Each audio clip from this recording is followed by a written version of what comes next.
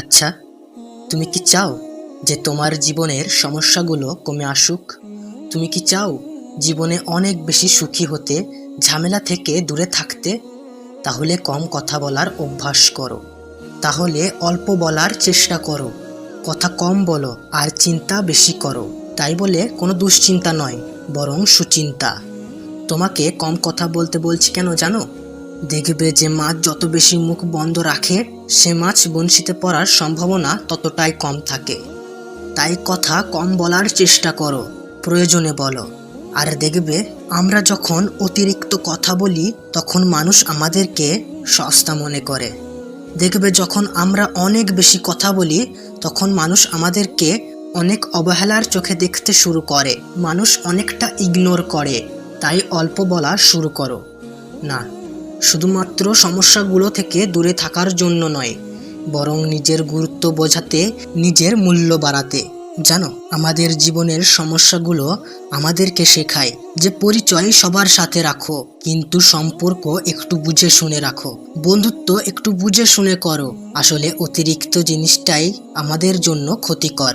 জীবনে বন্ধু যত কম থাকবে ততই ভালো, কিন্তু যে কটা থাকবে তারা যেন বিপদে সাড়া দেয়, আর তাদের বিপদেও তুমি যেন সাড়া দিতে পারো। আমার কথাগুলো শুনে হয়তোবা তোমার মনে হতে পারে যে আমি তোমাকে পরিবর্তন হতে বলছি, কিন্তু বিশ্বাস করো, তোমার পরিস্থিতি তোমাকে বুঝিয়ে দেবে যে পরিবর্তনের প্রয়োজন আছে।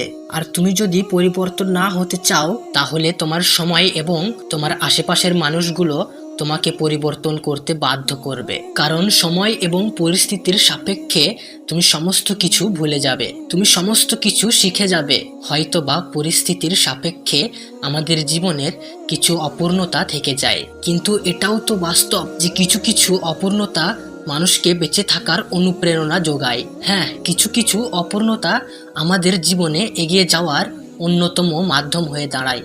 আর তোমাকে একটা কথা বলি, যদিও অন্যরা তোমাকে বোকা ভাবে তাহলে তাদের ভাবতে দাও, যদি অন্যরা তোমাকে দুর্বল ভাবে তাহলে তাদেরকে ভাবতে দাও। কারণ তুমি তো জানো যে তুমি কি।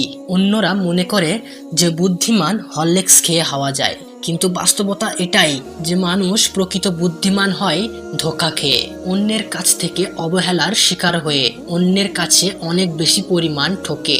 ইতিহাস সাক্ষী, তোমার জীবনের খারাপ সময়গুলো তোমাকে মানুষ চিনতে শেখাবে। প্রকৃত মানুষ, কাছের মানুষ, আপন মানুষ।